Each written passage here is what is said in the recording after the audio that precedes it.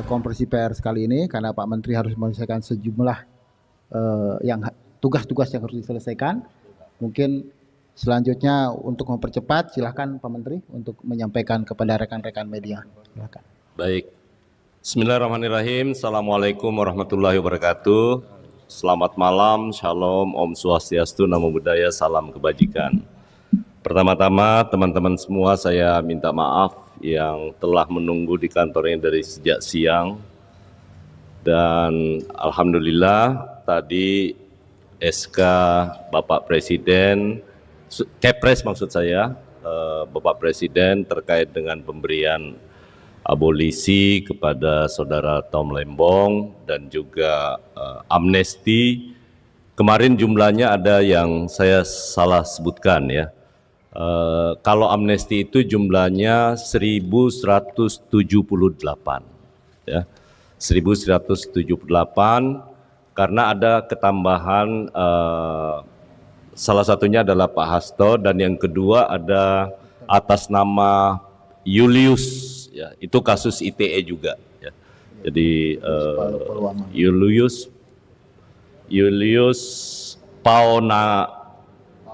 Paunganan ya, Julius Paunganan. Itu kasus ITE juga, jadi yang terkait dengan penghinaan kepada kepala negara. Dan sekali lagi saya mohon maaf karena tadi kami baru menerima Kepres dan harus mengantarkan kepada, tadi saya bersama-sama dengan Menteri IMIPAS di Istana pihak Mensesnek menyerahkan Kepresnya dan kami harus sekalian mengantar ke tadi Pak Dirjen Nahu yang mengantar Kepres ke KPK, saya ke Kejaksaan Agung, dan Alhamdulillah juga sudah diterima oleh Menteri IMIPAS terkait dengan ini. Nah oleh karena itu teman-teman sekalian saya ingin menyampaikan yang pertama, bahwa ide tentang amnesti dan abolisi itu dari awal, tapi sama sekali tidak pernah membicarakan tentang orang. Dari awal Bapak Presiden memang menginginkan, karena beliau selalu berpikir tentang keutuhan NKRI.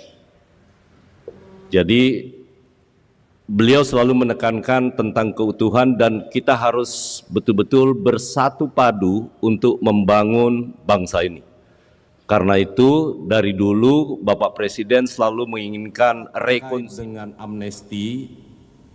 Sebagian besar itu berasal dari hampir 99%, datanya berasal dari Kementerian IMIPAS. Ada pengguna narkotika, kemudian ada makar bersenjata, tanpa senjata yang di Papua sebanyak 6 orang. Kemudian ada orang dalam gangguan jiwa 78 orang. Kemudian penderita paliatif 16 orang, kemudian ada yang disabilitas dari sisi intelektual 1 orang, kemudian usia yang lebih dari 70 tahun 55 orang, kemudian tadi yang saya sebutkan Dr. Julius Paunganan 1 orang, dan Pak Hasto Kristianto. Kemudian di luar itu juga ada penghinaan kepada kepala negara, ITE juga 3 orang.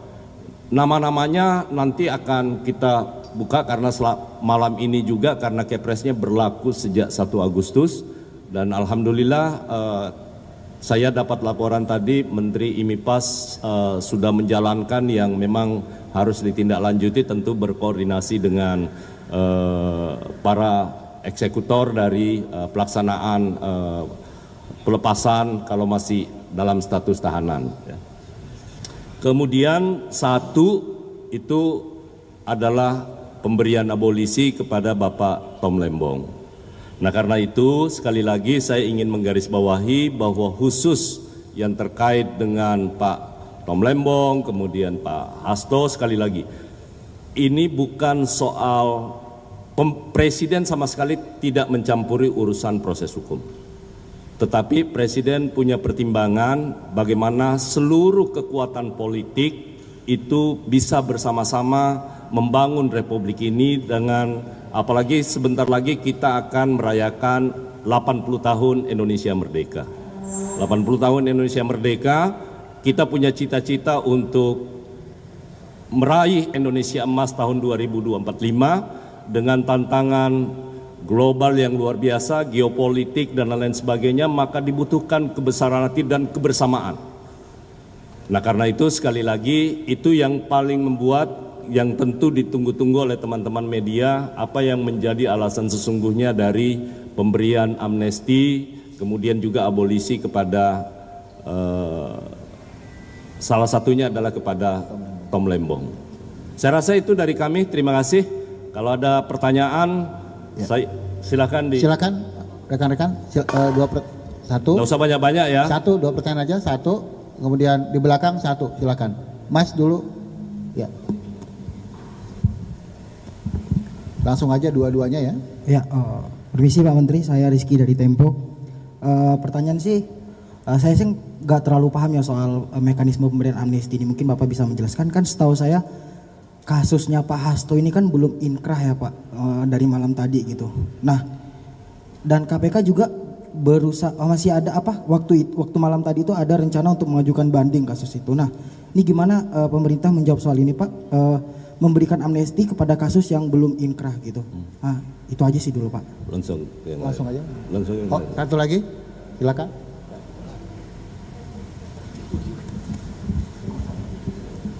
Perkenalkan, saya Dian dari Koran Tempo. Pak Supratman, banyak pakar hukum yang menyoroti pemberian amnesti dan abolisi ini karena ini disebutkan sebagai akan menjadi presiden buruk, dikhawatirkan presiden buruk bagi penanganan korupsi karena penyelesaian kasus ini didasarkan kepentingan politik. Menurut Bapak sendiri, apakah ini menjadi strategi salah satu upaya pemerintah untuk tadi satunya rekonsiliasi terutama saat dengan kubu 1 dan 3 saat Pilpres? Dan bagaimana tanggapan Bapak soal apakah ini adalah upaya pemerintahan Prabowo untuk merangkul PDIP? Terima kasih. Saya tidak akan masuk ke substansi yang sifatnya politis ya, karena saya bicara dari sisi hukumnya. Bahwa yang namanya grasi, kemudian amnesti, abolisi dan rehabilitasi itu adalah hak prerogatif atau hak istimewa dari seorang presiden, siapapun presidennya. Dan contoh pemberian amnesti itu hampir semua presiden pernah melakukan ya. Hampir, bahkan mungkin semua presiden pernah melakukan untuk kasus-kasus yang terkait dengan pemberian amnesti ataupun abolisi. Bahwa ada kekhawatiran terkait dengan apa yang disampaikan tadi, tidak usah khawatir. Bahwa Bapak Presiden tidak akan pernah gentar untuk tindak pidana korupsi. Pemberantasan itu tetap akan dilanjutkan oleh semua aparat penegak hukum. Nah, kalau kemudian ada yang seperti ini, teman-teman bisa nanti bisa membandingkan, artinya presiden mendengar apa yang menjadi suara publik. Itu intinya, ya.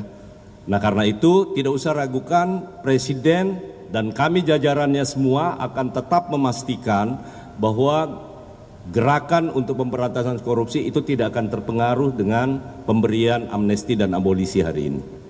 Jadi ini adalah sekali lagi pertimbangannya tadi rekonsiliasi, persatuan. Presiden pingin semua komponen bangsa berpartisipasi dan bersama-sama, karena presiden merasa semua anak negeri, ayo kita bersama-sama untuk membangun, apalagi dengan seluruh elemen kekuatan politik ya. Kemudian yang kedua, bahwa apakah tepat amnesti diberikan kepada Pak Hasto ya, karena belum inkrah. Intinya adalah baik amnesti maupun abolisi yang menghentikan proses penuntutan dan termasuk memberi pengampunan, tidak sama sekali ada aturannya bahwa putusannya itu harus inkrah ya, gak ada. Nah, karena itu saya ingin sampaikan kepada teman-teman itu soal penilaian presiden ya, penilaian presiden. Cuman bedanya adalah kalau abolisi, sebenarnya kedua-duanya itu mirip. Kalau kita lihat di Undang-Undang Amnesti dan Abolisi, Undang-Undang Nomor 11 tahun 54, di situ dijelaskan bahwa yang namanya abolisi adalah pengampunan yang berakibat, punya akibat, ya, punya akibat. Nah, karena itu kalau untuk yang abolisi adalah menghentikan penuntutan. Jadi akibatnya itu kurang lebih sama ya. Jadi saya berharap diskusi kita, diskursus kita tidak lagi mempersoalkan soal kenapa, karena itu juga sesungguhnya adalah merupakan hak prerogatif presiden. Oke ya, cukup. Baik, ya. makasih. Satu lagi. Silakan. Pak, izin saya Fadil dari Detikom, Pak. Yang pertama saya mau tanya, ini kan amnesti terkait dengan Pak Hasto salah satunya, Pak. Nah, dalam perkara Pak Hasto itu juga ada beberapa tersangka, Pak. Ada Doni salah satunya itu. Nah, apakah amnesti ini juga diberikan kepada pihak-pihak tersangka yang masih dalam satu perkara Pak Hasto? Amnesti jelas menyebut nama orang. Jadi yang terkait dengan Pak Hasto yang diberikan adalah kepada Pak Hasto. Ya, oke ya, cukup Baik, ya. terima kasih rekan-rekan semua. Selamat malam. Satu lagi dari Kompas. Ulangi, Mbak Dian. Iya, saya Dian dari Harian Kompas, Pak. Untuk 1.700 yang mendapatkan 1178 itu yang terkait kasus korupsi berarti hanya 2 itu ya, Pak, Hasto dan Tom Lembong ya, Pak. Ya.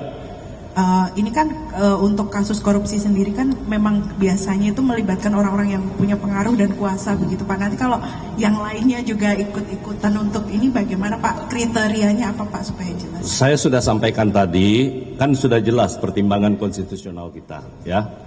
Tentu Presiden dalam hal ini untuk kegiatan pemberantasan tindak pidana korupsi sekali lagi tidak akan menurunkan. Presiden sudah berkali-kali, bukan hanya setelah beliau menjadi presiden. Kami mendampingi beliau sudah sekian lama ya, dan itu tidak pernah berubah. Ya. Jadi untuk yang sekarang sekali lagi adalah ini bentuk presiden pingin ada rekonsiliasi nasional. Rekonsiliasi nasional. Ya. Terima kasih. Baik, makasih rekan-rekan semua. Selamat malam atas kesempatannya. Karena Kepresnya berlaku hari ini 1 Agustus seharusnya, ya. Kepresnya berlaku 1 Agustus. Nah, yang berikutnya pelaksanaannya silakan tanya ke lembaga yang melaksanakan itu. Oke ya, makasih. Baik, rekan-rekan semua, makasih ya.